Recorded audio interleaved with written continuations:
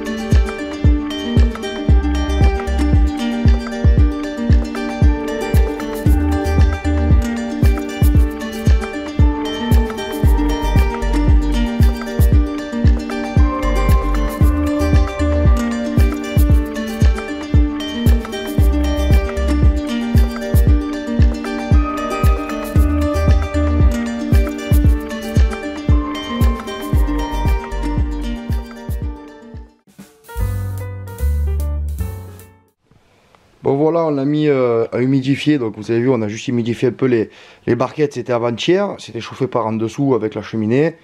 Et maintenant, bon, ben, ça a commencé à germer, hein, il suffit juste de regarder les alvéoles. Donc j'ai rempli d'eau la barquette, ce qui fait que ça va améliorer le chauffage. Et j'ai allumé également, parce que maintenant on va commencer à pointer le bout de leur nez.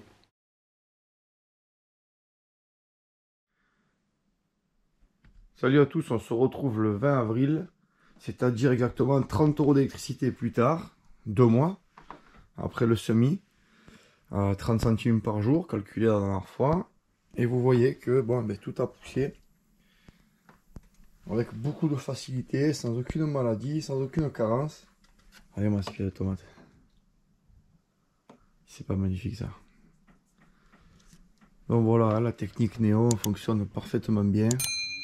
Avec des lumières froides en haut et des lumières chaudes en bas. Voilà. Vous voyez, il y en a qui attendent, hein, qui sont encore dans des petites alvéoles. Et là, ben, il commence à y avoir des températures suffisamment élevées la nuit pour que je puisse les mettre directement dans la serre froide. Donc ben, ça va commencer à partir. Voilà, je ne sais pas si vous pouvez voir, aucune trace de carence à nulle part. C'est ça qui est important, quoi. C'est des simples néons de garage. Hein.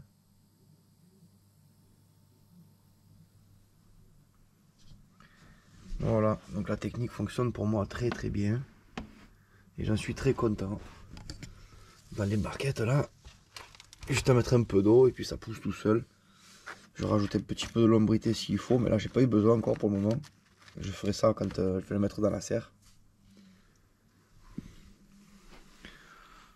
Voilà, finalement cette petite dalle c'est pas si dégueulasse que ça. Vous voyez, les résultats ils sont franchement pas mal. Après, bon, ça consomme 28 watts. Celle-ci consomme 30 watts. Voilà. Alors voilà l'idéal pour nous, planté dans la serre. Voilà une tige super longue, avec des tonnes de petites racines en formation. Là, bientôt elles vont arriver. Ouais, c'est plein de petits points. On les voit bien là. Je vais essayer de vous zoomer ça. Vous voyez. Voilà. Ça va raciner tout de suite. On va pouvoir l'enfoncer profond. Et ça, c'est ce qui part directement dans la serre en plantation là. Pour nous, c'est le top. Voilà, ces pieds là de tomates noires de Crimée. Ben on y va. Voilà, ce qui nous permet de pouvoir enfoncer profondément la tomate, puisque elle a tigé volontairement, on l'a laissé tiger, vous voyez. On laisse ressortir là, une petite partie aérienne de tout ce qui est feuillu, qu'on va attacher ensuite directement avec la corde tuteur.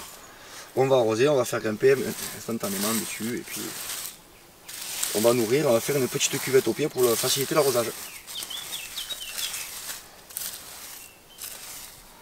Petite précaution suivante, on retire les feuilles qui vont toucher la terre, parce que dans la terre bien sûr il y a le mildiou, parce que les années précédentes on a cultivé déjà, donc c'est une maladie cryptogamique qui est déjà présente lorsqu'on pose le pied de tomate. Voici le résultat final, avec une partie aérienne qui fait grosso modo 35-40 cm. Et je ne mets aucun amendement en plus lors de la plantation comparativement aux années précédentes, car j'ai enrichi mes plates-bandes pendant l'hiver.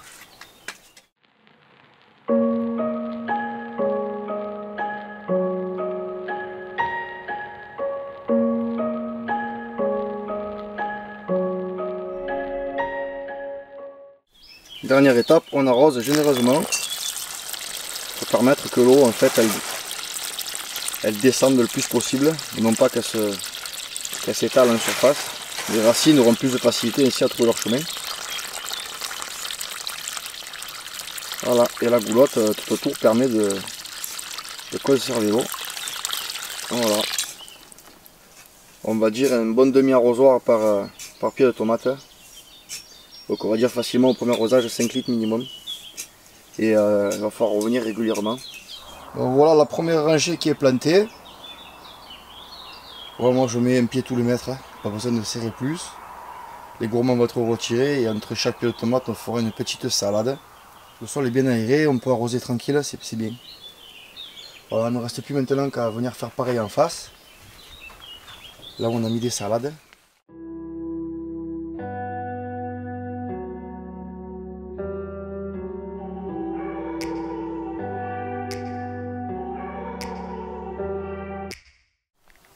Ben, salut à tous, on s'est vu donc hier.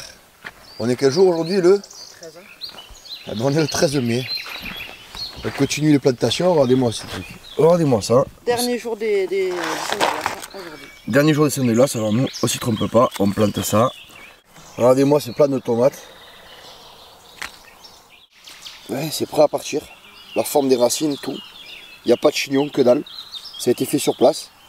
Et ça a été fait pour ma méthode de plantation. Donc je vous montre ça tout de suite. Regardez un peu le trou. Un trou profond.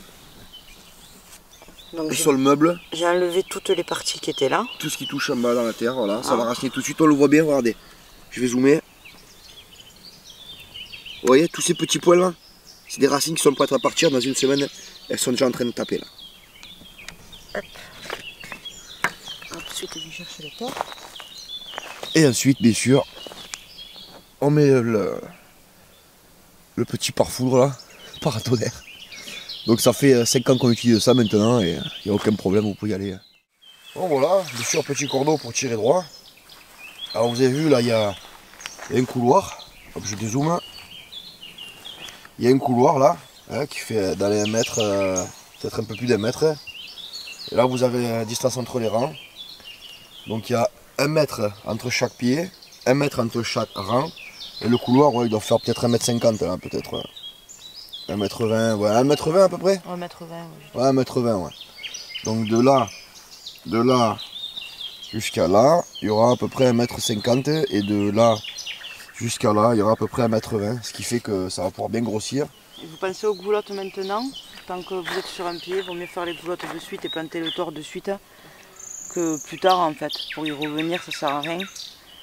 Et nous on préfère des allées larges, comme on préfère les espaces forts, les tomates, parce qu'on se rend compte qu'en saison c'est la jungle et que c'est assez pénible en fait pour venir récolter tout ça et on ne veut pas les casser.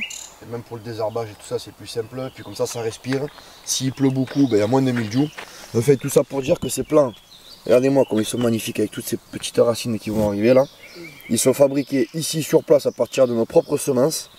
Et c'est surtout qu'on arrive à les former de la façon idéale pour notre méthode de plantation quand même. C'est ça. Il n'y en a pas beaucoup qui sont courbés.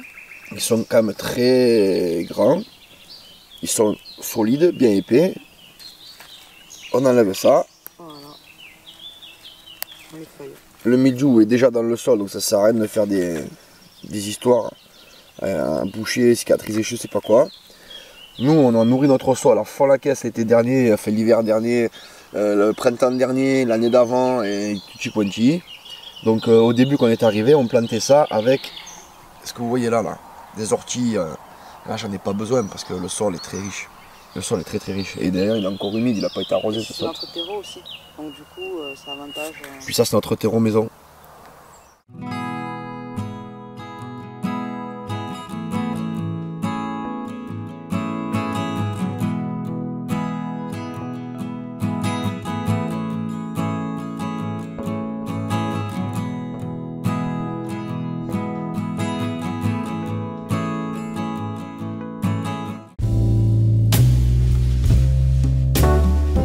Bon ben voilà, grâce à ce petit tracteur tondeuse, je vais vous faire un retour complet là-dessus parce que j'en ai eu plusieurs avant d'en avoir celui-ci. Et là je suis vraiment comblé, surtout qu'il coûte 3 francs 6 sous celui-là. Je fais les allers-retours. Vous voyez qu'il y a de la matière sèche et de la matière fraîche mélangées ensemble avec des feuilles. Voilà. Il faut vraiment que je vous fasse un retour complet là sur le quad. Des micro-fermes de 2, 3, 4 hectares, il leur faut du matos forcément et c'est pas avec rien du tout qu'on arrive à faire les choses, donc je me suis cassé les dents pas mal de fois avec les quads, les tondeuses et les machines électriques, donc il faut que je fasse un retour pour tous ceux qui souhaitent acheter ce genre de matériel, ceux qui s'en foutent, ils s'en foutent, mais ceux qui souhaitent acheter, que je leur en parle. Voilà, donc vous voyez, forte épaisseur, donc comme je vous ai dit ça fait un peu matière sèche et un peu, donc ça fait une belle épaisseur là pour le début de saison. Sachant qu'après en goulotte tout autour il va y avoir du broyat. Voilà, il reste encore tout ça à faire. Donc là il y a déjà 2 remorques complètes. Là. Voilà, ça pèse lourd. Hein. Bon. Alors dites-moi le dans les commentaires là, ceux que ça intéresse, que je vous fasse un retour complet sur mon matériel. Je le possède depuis plusieurs années hein, maintenant. Voilà. Que ce soit la remorque, que ce soit le quad. Bon il n'y a que le tracteur tondeuse, ça fait 1 an maintenant parce qu'à la main. À la main j'utilisais déjà trop d'essence, avec la tondeuse à la main j'utilise beaucoup trop d'essence. Et là bon j'ai fait toute l'allée et la remorque complète ça me prend 1 litre, ça va super vite, ça jette dedans, voilà, ça jette dans la remorque. Voilà c'est super dense, c'est très épais, parce que moi c'est un peu de matière sèche, vous voyez. Je le compresse, c'est bien dur. Voilà ça c'est génial, surtout bon si on a des lapins, des choses comme ça. D'ailleurs on va se lancer dans un petit élevage aussi, hein, voilà, bientôt là, parce que bon on est quand même. On n'est pas 100% légumes, d'ailleurs je vais vous faire des retours aussi sur ce genre d'alimentation qu'on a eu tenu pendant longtemps, hein, 100% cru ou 100% végétarien, voire même végétalien, on fait crudivore, frugivorisme. Il faudrait qu'on vous fasse des retours là-dessus. Voilà, complet. Et ben voilà, hein, moi je continue de pailler et puis ensuite c'est l'heure du repos du guerrier, donc allez, plus que une remorque à faire et puis c'est bon.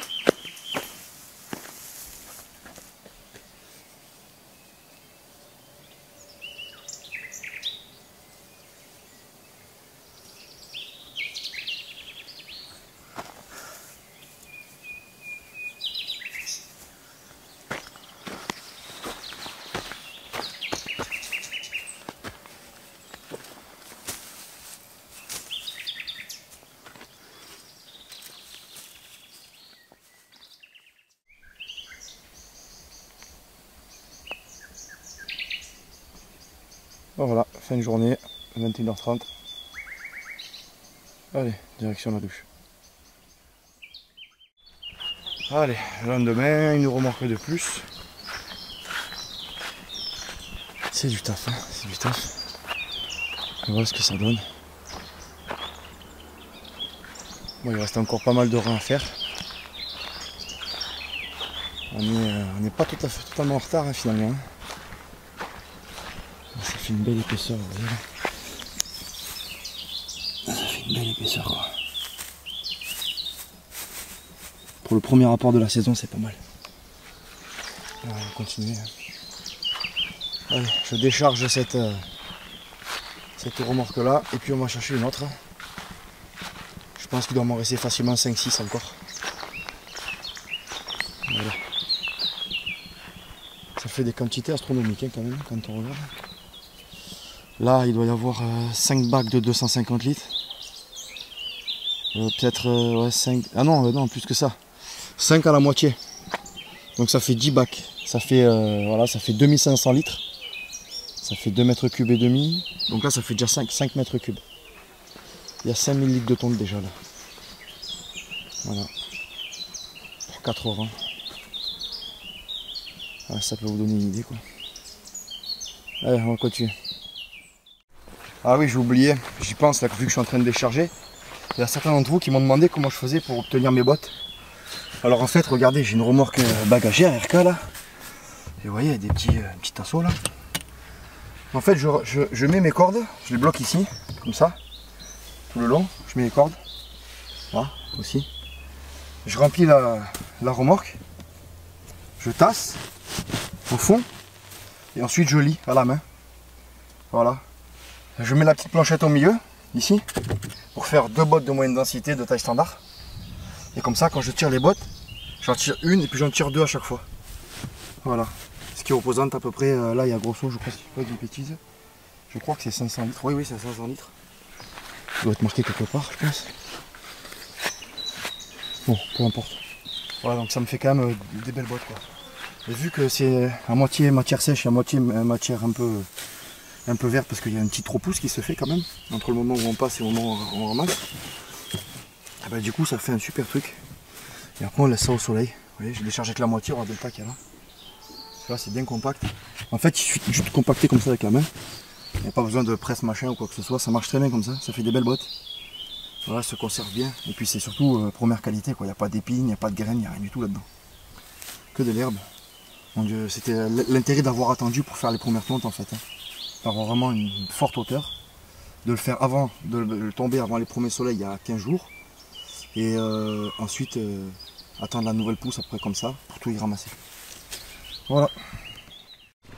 Alors c'est vrai qu'on ne dirait pas comme ça, mais avoir tous les critères réunis en un lieu, tout ce qui est propice en fait à la culture des légumes de façon à ce que ça soit le moins dépendant possible à l'eau, c'est quand même assez compliqué.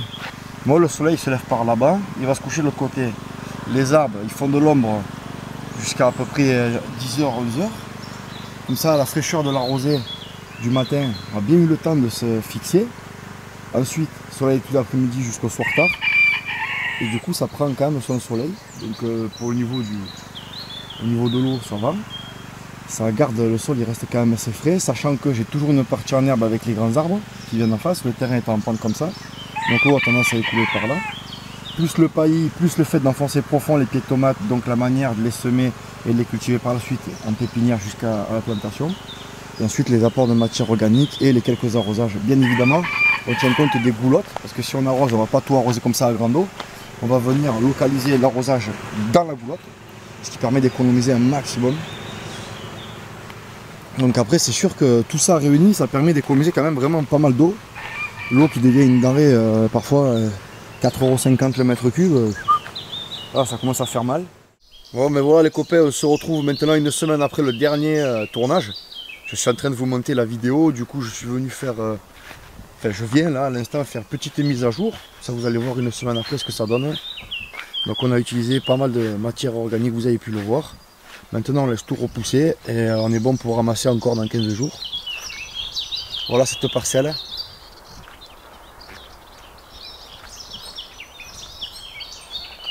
Voilà, voilà. Donc après, pour l'arrosage, quand on a des toitures, tout ça, c'est pas mal de faire la récupération, hein, l'eau de pluie, c'est bien. C'est comme je le disais à l'instant, enfin, ce que vous avez entendu à l'instant, je suis dans le montage, je sais que je viens de le dire. Et bien, le problème, c'est que le mètre cube d'eau, il commence à monter fort. Mais bon, pour le moment, on n'a pas encore eu de pluie, nous, donc récupération d'eau de pluie, pas grand chose, quoi. Donc voilà ces pieds de tomates qui sont là. Donc faites-y attention, hein, parce que si vous mettez de la paille fraîche, bien jaune là, vous voyez un peu comment ça brille, vous voyez que ça brille, et bien, ça va avoir tendance à cramer vos plants. Hein. Donc il vaut mieux acclimater doucement. En premier, vous les mettez en terre, comme j'ai fait. Vous laissez pendant 1, 2, 3 jours, vous arrosez peinard. Ensuite, vous faites les petits apports. Mais venez pas à la plantation de suite, dès que vous venez l'acheter, vous venez sortir la serre. Ne venez pas mettre de suite boum de la paille parce que là vous allez tout flinguer. Ça brûle, ça fait de la réverbération en fait.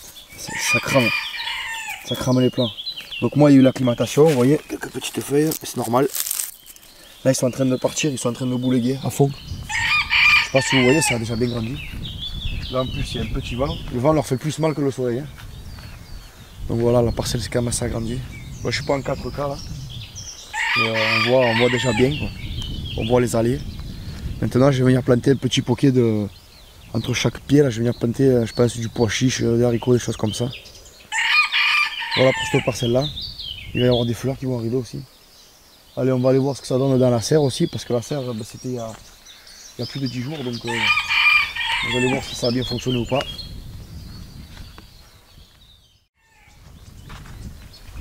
Il faut que je me réhabitue à cet appareil à main là, parce que je suis pas sur le GoPro, je suis avec un Canon. Et c'est vrai que le stabilisateur, donc il faut que je fasse attention mais pas. Mais voilà dans la serre, hein, pour ceux qui pensaient qu'on les avait piponnés là, ben regardez, c'est pas des blagues. Hein. Voilà les pieds. Hein. Voilà, ça a triplé de taille. C'est en fleurs. Voilà. Ah non, on fait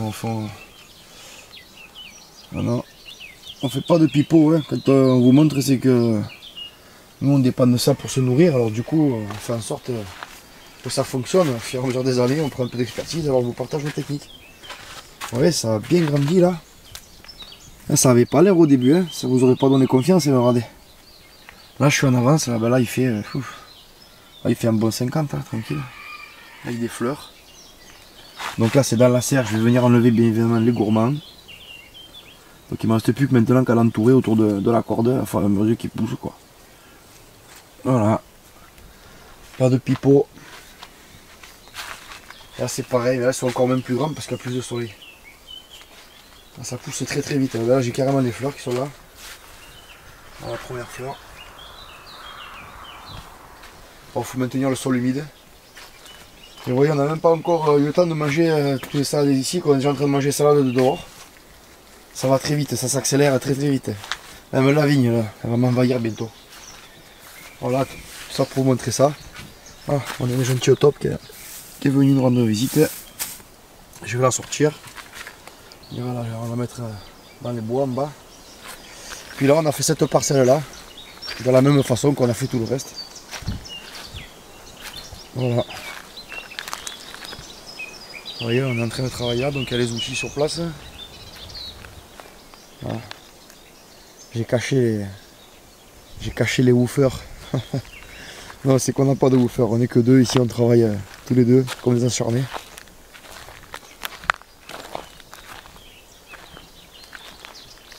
Voilà, il y a encore, allez, ça fait combien ça? 2, 4, 6, 8, 10, 12, 14, 16, 18. 3 rangs de 18 en plus. À chaque fois c'est des variétés différentes. Hein. Vous m'avez vu les planter, c'est pour faire soit du coulis, soit pour faire sortir de la pulpe, soit bon, voilà, sauce, voilà.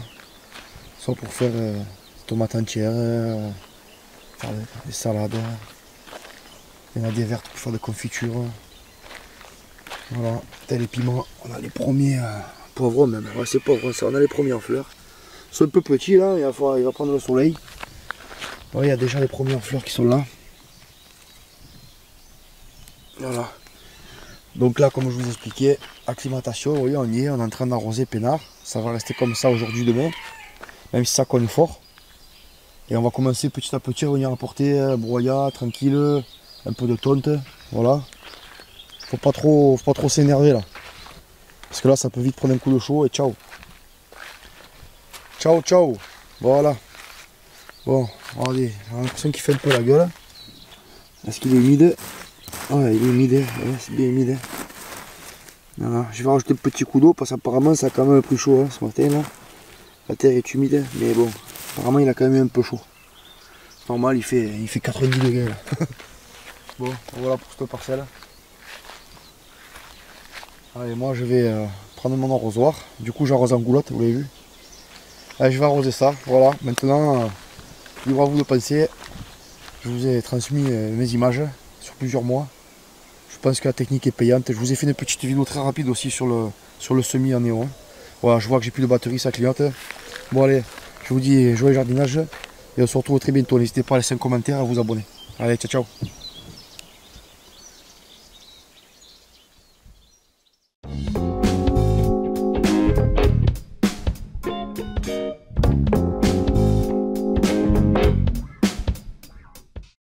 Alors nous voici dans la serre où on est en train de maintenant tout nettoyer, tout retirer pour préparer donc les sols. Et je vais vous montrer maintenant au niveau racinaire comment ça se passe. Donc vous voyez ça commence à prendre foi, c'est pas encore la grosse maladie, mais maintenant les tomates ne vivront plus donc on gère tout. Regardez ce qui se passe dans un monde racinaire en bonne santé. C'est un exemple parmi d'autres. Voilà. Regardez.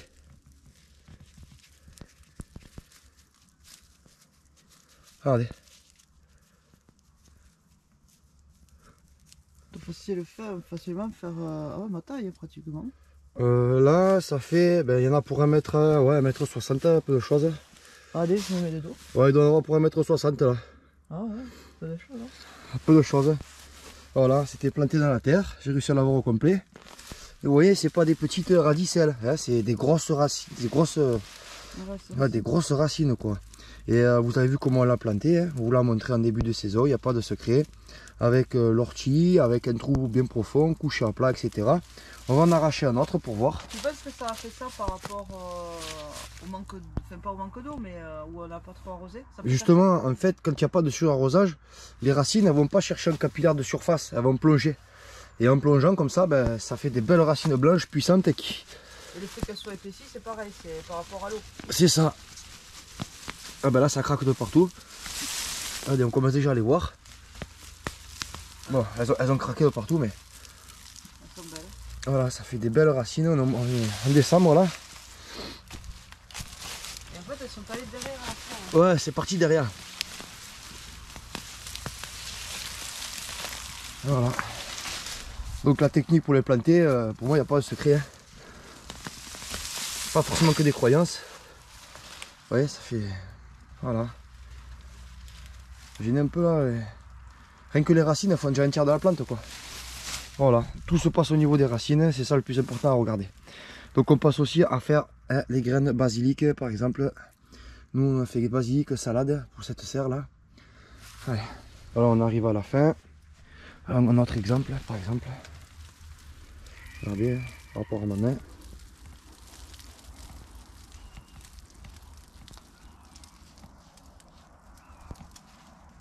Voilà. Normalement c'est ça que vous devez avoir quand vous arrachez les petites tomates. Voilà. Et nous on ramasse les graines de basilic de partout. Voilà.